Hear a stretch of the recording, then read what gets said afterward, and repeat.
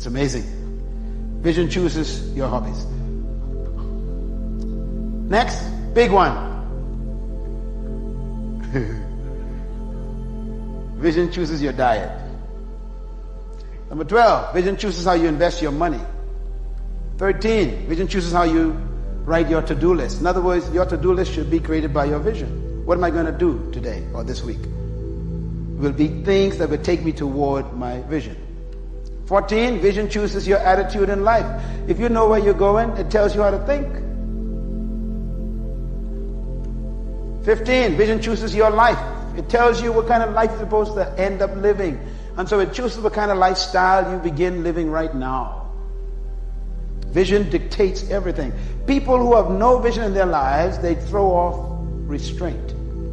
They throw off self-control. They have no idea.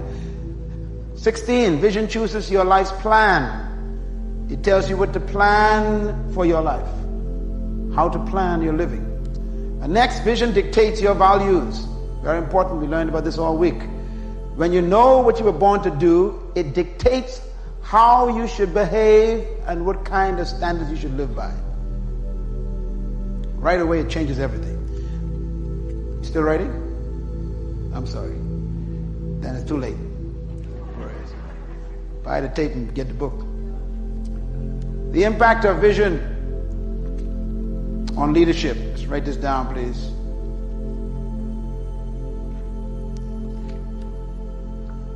Vision clarifies purpose. It gives direction to the leader, and it empowers the leader beyond his assets or her assets. Very important. Vision clarifies purpose. In other words, purpose is what you were born to do. Vision gives it clarity. And then vision also empowers you to know the direction you're supposed to go in and your assets. It goes beyond your assets. In other words, vision does not allow you to live by what you don't have. It takes you beyond that. You begin to believe in things that you have no money to pay for. And that's important. Because if you keep living by what you don't have, you'll never rise above what you don't have. Vision literally creates resources. Vision attracts resources. People don't give to people, they give to vision.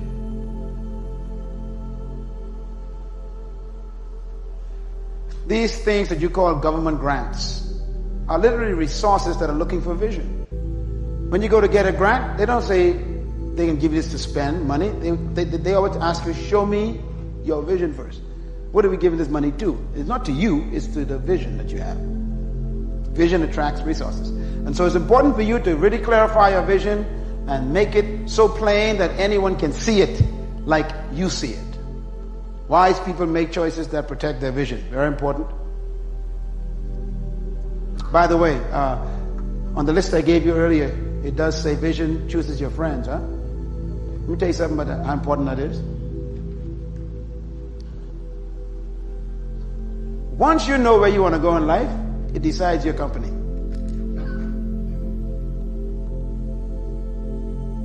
I have very few friends in my life. Very few. And I don't want any more. I have millions of acquaintances. And I'm stuck with millions of brothers and sisters. They ain't my friends. You see, you're born with your brothers and sisters, but you choose your friends. And your friends are more important than your brothers and sisters. The Bible is very clear. It says a friend is closer than a brother. Let me define a friend for you. A friend is anyone who is willing, committed, and can help you get to your destiny. A friend is anyone who is willing and committed to help you get to your destiny. That's a friend. So if you want to be great, don't keep company with small-minded people. If you want to be a success, stay away from failures. Coming to this summit is a choice to keep company. You're keeping company with friends like us. You come here and you get your dream and your vision stimulated, fertilized, watered, encouraged. That's the right friendship you want. I always describe the example, to me, this is the greatest one I've discovered in life, is between Mary and Elizabeth. I talk about it all the time. You know, Mary was pregnant with the greatest gift in the world.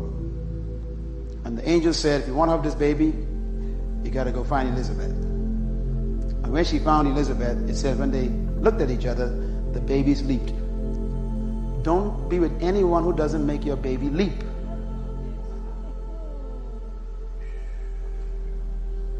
Your dream should be stimulated by your friends. Every time you're around them, they're supposed to impact you to keep going, to believe.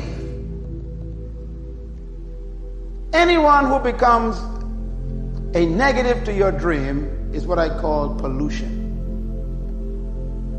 They are experts in abortion. Be careful. They are after your baby. Sometimes it's people of your own household. Sometimes your own family is bad company. You got to know that. That's why Mary had to leave Joseph's presence, because Joseph was not yet converted about this child. He was considering what? Putting her away. Abortion. There's some friends that you left home before you came here, and when you go down the mountain, you got to go down the other side. I am not kidding, because what you heard here this week, you better protect it. You should have never come here if you want to keep your old friends. Write this down. You can outgrow your friends.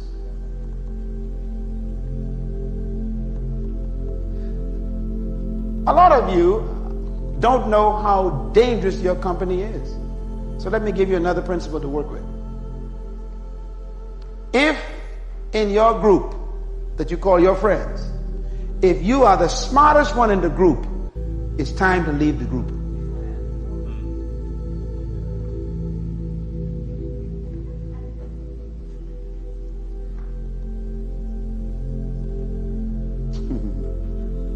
If they always asking you the questions, you may think that's great. That's bad.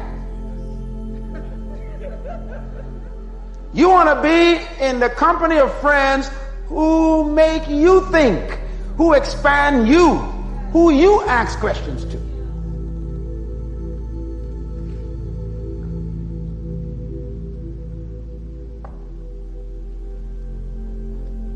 People who ain't going nowhere want you to go with them. That's why they don't want you to leave the group. Because folks who ain't doing nothing want you to do it with them. So they say, oh, you're going to join that other group, huh? You're going to abandon us, huh? Absolutely yes.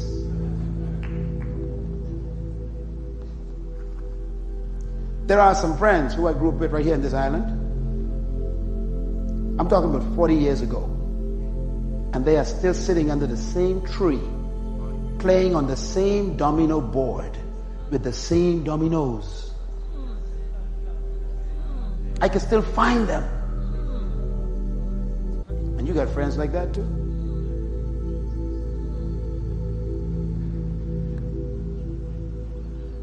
Vision chooses your friends. Vision is the best next thing to time travel. I like that, man. I tell you, that's great. You know, when you have a vision, that means you are spacey. Always spaced out. It's great to be spaced out, because Earth is too dangerous to live on. Vision is seeing the future before it comes into being. Here's what vision means. Vision means you expect more of your world than what you see. Vision means you take bold steps of faith. Vision is a venture out with risk-taking courage. Vision means to dare to hope for something beyond yourself. Vision is critical. Well, I could almost hear in my spirit some of y'all taking some good notes. And when I hear this again, this is going to sound just like yours. You're going to teach this, huh? At least tell them you got it from the summit. At least, you know, you don't got to call no names or anything. Just say, I got it from a summit I was at.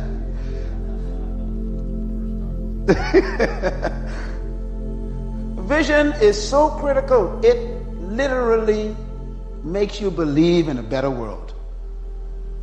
It becomes more real. And I believe what we heard in the last 2 sessions we had here was so deep. I was taking notes like crazy because what we heard was so critical. And Dr. Chris was talking about the subconscious mind. And then Dr. Raphael Messiah was talking about the subconscious mind. It's so important. I was sharing with one of my colleagues when he was teaching. I said, do you realize what he just said? That your body and what you show us is fake. Your real self is your subconscious self. So if nothing gets into your subconscious self, it's not real yet. That was a powerful thing. That's why the Bible said, let these things sink down into your heart. Get it into your subconscious mind. Then it becomes real. All right. Vision is unlimited sight. That's a Myles Munroe quote. So make sure I give him my name on that. It's unlimited. Ability to see without limit. The power to do that. All right. A couple more comments and then we look at the system of writing your vision down. The vision you have for your life creates consequences and affects how you spend your time and your resources. What does that mean? It means that a strong vision inspires passion. This passion transforms and controls your life, and vision is the source of that discipline that life creates. Without vision, sight has no hope. And therefore, when you have vision, you can always live in the midst of difficulty with a good attitude. A good attitude. The greatest leaders in the present but focus intently on the future are the ones who win. Living in the present is fine, but don't put your focus there. It's too much depression. Be an agent of hope. Moving too slow. All right, here we go. Here are the 10 components of writing a vision. I give you a chance to ask some questions in the last 5 minutes, okay? Number 1, a vision should be clear and simple. When you're writing a vision down, please do not be afraid if you're writing many pages. And let me just explain this to you. The process I sometimes take my classes through in training to write vision, especially when I'm dealing with corporate companies, I tell them, I said, the first you got to do is go find a quiet place. Get away from everybody. Take no music with you. Get away from television. Get away from all distractions. Go on the beach or go in the bush. Because in order for you to hear your insides, you got to get rid of distractions on the outsides. If you study the Bible carefully, the characters in Scripture, most of them received their vision for their lives when they were out in the hills somewhere. Moses used to live in Egypt, remember? That was big civilization, big city time. For 40 years, God didn't show him anything. But now he's stuck in the back of the desert as a fugitive, with sheep who can't talk to him, no trees, barren land. God says, I think I got him now. David, stuck out there in the hills with them sheep, little harp, nothing to do all day while the sheep are eating, just kind of sitting down there worshiping God. Gets a vision. Joseph, out there in the back of the hills, no big city lights, no shopping centers, no malls, out there by himself. God shows him his dream. The reason why you can't see is because you're looking too much.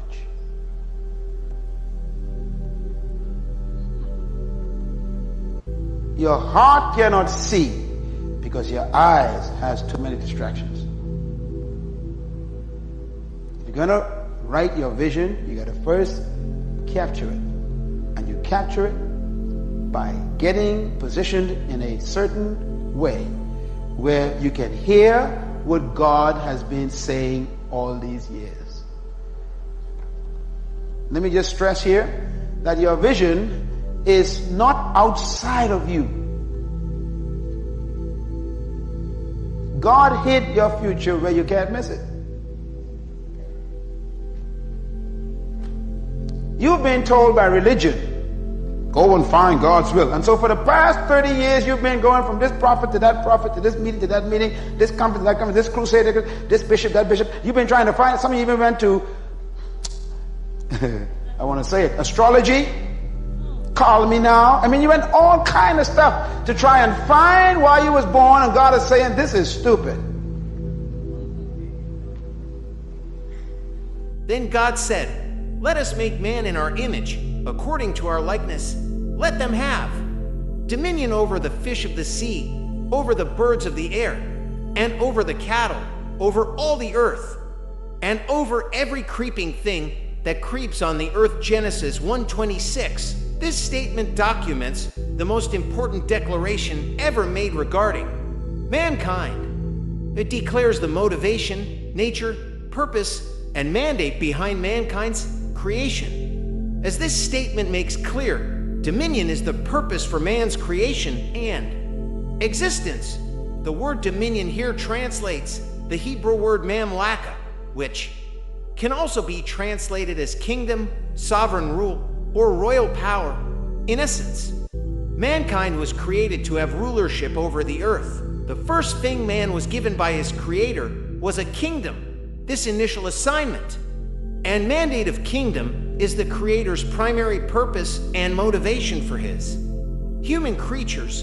Dominion sets the framework for all the desires, passions, and activities of mankind and is the key to his fulfillment and personal and corporate peace. It is also the foundation and source of his need to control and rule his environment and circumstances. It is this kingdom mandate that validates man's desire for power. Power is natural to the human spirit.